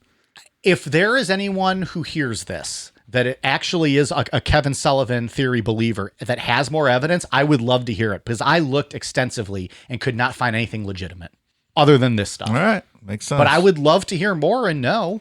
I mean, anything that I've seen on like forums and people talking, it's all nonsensical. It's bullshit stuff. Yeah. And actually, a couple of them that they point out, we're going to talk about here in just this last little bit. Cool. So these last few notes I have here are just strange but unfounded, necessarily rumors or theories that people have thrown out, not as like an overall answer, but as questionable things. One is that, and this is confirmed, there was 10 empty beer cans found in the Benoit home. There's also probably 10 empty beer cans on our table right now. As well as an open bottle of wine found near Chris's body. But that's interesting to me because Chris had no alcohol in his system, or at least none at the time of the toxicology reports. Yet there was a bottle found close to him, an open bottle of wine. This is fact. They did find this alcohol in the home, not speculation. And it's possible that the decomposition process affected the toxicology reports, but it's not entirely clear. This does, though, kind of bring up the question that, like Dave, you had alluded to earlier, if Benoit did have those drugs in his system, you know, the pain pills and the anxiety medication, and he had some booze, could that have sparked this? Could it have just been a drunk, drug-induced rage incident? Well, also, couldn't he, if he had those 10 beers on Friday and, you know, that alcohol wouldn't be in his system anymore if he killed himself on Sunday, right? Right. So, but you're saying that maybe the rage, like he lashed out, killed Nancy and Daniel, and then was like, oh shit, what did I do? Kill myself? Yeah, sure. There's something to that, I think. I think that's probably what happened. Did toxicology reports, those can't go back that far, you think? They did say decomposition could affect that. But if I drink 10 beers on Friday and I kill myself on Sunday, is that going to show up in a toxicology report as alcohol? I don't think so, right? You're pissing that out, aren't you? Yeah. Not to be like too whatever with it, but if you hang yourself, you everything comes out. That too. That's like the old thing, like don't underneath the gallows. The old saying with that, you don't go underneath the gallows because when they hang somebody, It's all going to come for out. sure. yeah. So That's true too. So that I think that would probably affect. So it's just an interesting point, but Nancy clearly was having some alcohol. Those beers could have been hers, whatever. But, the wine bottle close to Chris's body is interesting. And, did Nancy just leave it there? Did he have just a couple sips? Or was it already out of his system that, he drank maybe half the bottle and it was out of his system? Right. But I guess his would have been the next day. Or 2 days. Well, they found him Monday, and they think he died early Sunday morning. So about 36 hours later. Yeah. So would it have been out of his system? I don't know. It's just an interesting theory to think about if you don't believe the roid rage, if you don't believe the CTE. So this is one that the Kevin Sullivan theorists go with because there was no evidence of a break-in or murder or from an outside person. The one of the things you'll see if you look up how the Kevin Sullivan theory is that Chavo Guerrero, who is the guy that Benoit spoke to on Friday or on Saturday, Chavo Guerrero allegedly told WWE Magazine in 2007 that he spoke with Chris on the phone Friday night, June 22nd, which would have been the Friday of this weekend. While talking with Chris on the phone, Chris told him there was somebody knocking at the door and he was going to go see who it was. As Chris answered the door, there was a scuffle and then his house phone line went dead. Chris could only be reached by his cell phone 3 hours later. Benoit doubters believe that this might explain why there was no forced entry and that Chris let the killers in. So, a couple things with this. One, Chavo Guerrero has come out and said, no, that's not true. Two, you can look at old WWE magazines and say, no, that's not true. It's not in the magazines. Three, if there was forced entry, Chavo has already confirmed he spoke to Benoit the next day on Saturday. Right. And nothing was said. But this is one of the major points you'll see the Sullivan theorists bring up. You can look at the old archives of WWE magazine. I used to get the magazine at this time. There was that was never said. Well, if a hitman breaks into your house, he's gonna smoke you all right there. He's not gonna pace it out over 3 days, right? Yeah. And again, Chavo spoke with Chris on Saturday. Yeah. The scuffle allegedly happened Friday. Yeah, right. So would Chris have It not throws the mentioned whole that? timeline out of whack. Yeah. Sure. Another one that I did not ever hear about until doing this research, and I don't even know if it's true, but that allegedly Chris Benoit's cell phone is missing. Couldn't really find much evidence to support this, but this would help Benoit doubters' theory that the killer texted Chavo and the referee from Chris and his wife's phone to make it seem like Chris is responsible, but that the police never were able to recover Chris's phone. You couldn't find anything if that was for real or not. No, and I only saw that on the Reddit. I dove into whatever I could find for these Sullivan theory people. Right. And there's not a lot of anything except neckbeards posting on Reddit and stuff. Yeah. Neckbeards. So thank Ian for introducing me to that term. All right, and this is the last one before we close the book here. This is kind of an odd one. Allegedly, a neighbor of the Benoit family, Holly Schrepfer, was contacted by the Fayetteville County Police and was instructed to go secure the Benoit family dogs that were allegedly running around the yard and to check on the Benoits prior to them arriving at the home for the welfare check. That seems extremely odd to me because if you're going to do a welfare check, why would you send a citizen over to do it for you? Very strange. Yeah. So allegedly, Holly was the first one to go in the home and discover the bodies, and upon running out of the home screaming, and this would have been on that Monday when they found the bodies, running out of the home screaming, she saw WWE employee Dave Taylor and his wife Lisa carrying a platter of deli food towards the house. This would have been before WWE even knew that there was murder or anything that happened in the home because they were just doing the welfare check. Right. And who was going to eat this food? Well, this plays to the rumors that did WWE know something serious had already happened? What was the WWE employee doing there?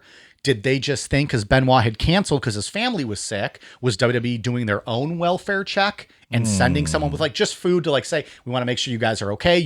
Showed pay-per-views. Here's some food. Did WWE know about this? Did they have some inside information? Or give them a reason to go there without making it suspicious, oh yeah, we're just stopping by to give you food in case you're sick or something. That's the biggest thing because no one's saying that WWE had anything to do with the deaths, but are they saying WWE maybe tried to get a jump on the PR to send someone to go check on the family ahead of time? the Dave Taylor and WWE both deny that he was ever there or they ever sent anyone. And what I think doesn't let this story hold up is that the police never really even spoke to Holly about this alleged incident. I saw one article that said as soon as she saw this, she fled the country because she didn't want to be a part of what she knew this was going to bring. Oh boy. But there was no police follow-up from allegedly the lady who found and discovered the bodies. So it doesn't hold a lot of weight.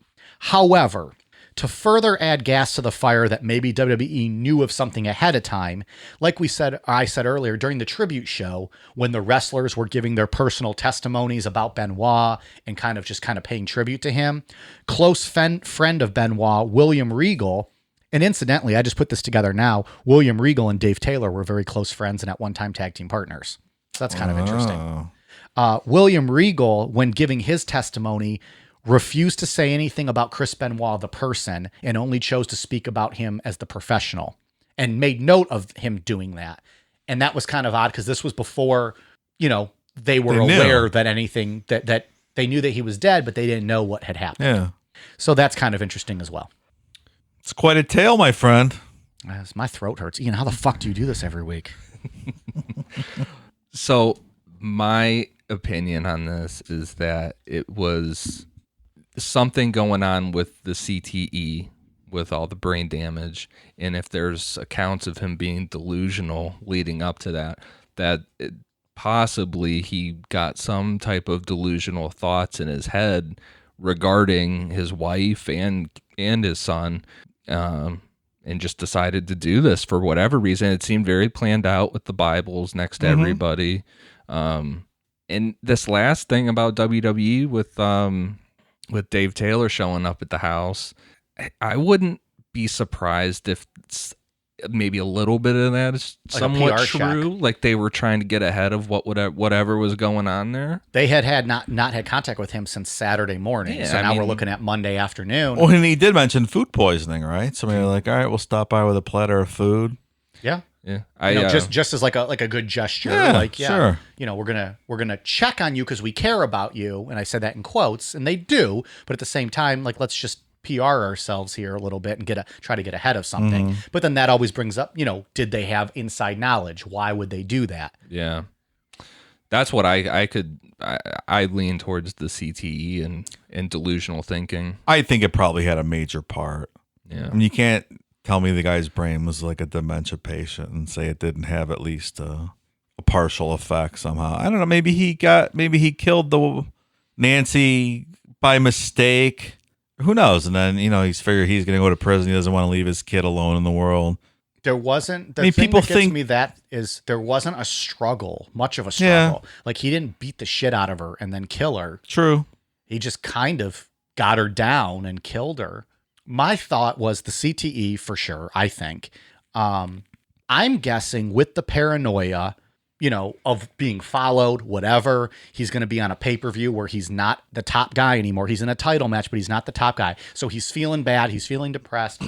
He's feeling paranoid. He's got the CTE. Nancy, I'm guessing, was maybe shit-faced on that Friday. Probably said the wrong thing. There's a history of abuse, and I think he just blacked out, snapped, and killed her. Yeah, I think that happens. I'm going to go back to Kevin. He's not a loser like you are. Maybe something like that. Who knows? Sure. Yeah. Or even maybe just told him you're crazy. You're not getting fired. And maybe that set him off. We don't know what mentally he irrational is thoughts and behavior or erratic is a side effect of CTE. Yeah. So maybe that. There was also, and I only saw it one place and I didn't want to get into it because I don't know, it bothered me too much, but whatever. Now that I'm on the thing, there was one report that they believed he woke Daniel up, had him take the Xanax, waited for him to pass out, and then choked him out. So maybe he did. Maybe he irrationally and out of his mind killed Nancy. Right. Realized kind of what you said earlier. Oh, fuck, I'm in trouble and I don't want Daniel to fall, go to other people. Yeah. So irrationally thought the best thing to do is to kill him. Yeah, sure.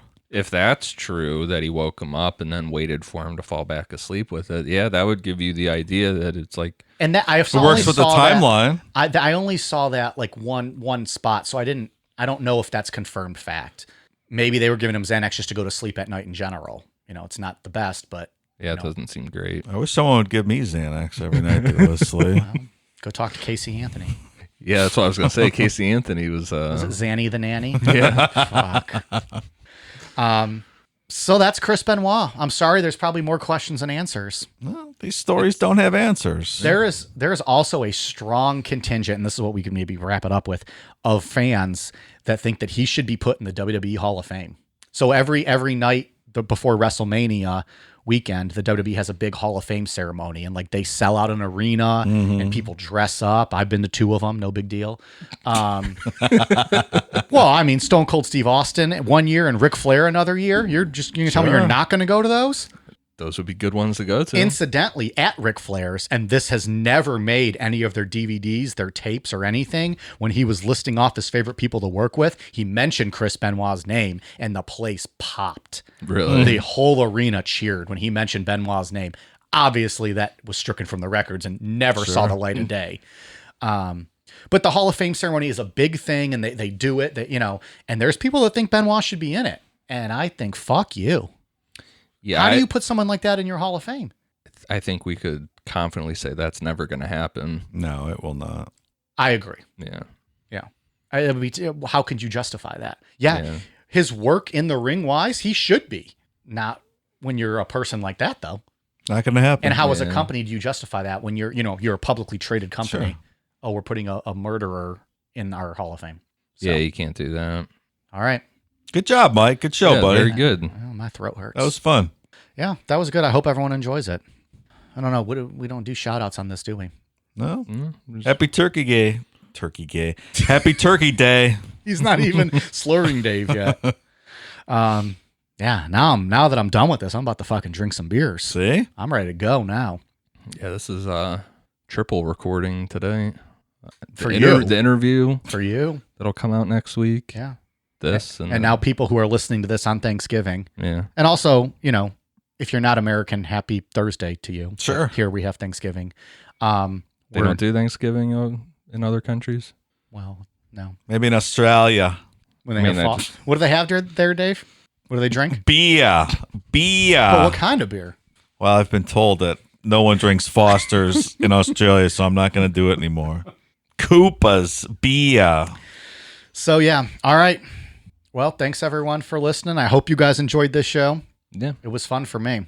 So, And just to say real quick, because my mind has been on it this whole time, I've literally not stopped thinking about Mr. Perfect spitting his gum up in the air and then smacking it into the crowd. That's been on my mind ever did you ever since. try doing that? It's fucking No. hard as shit.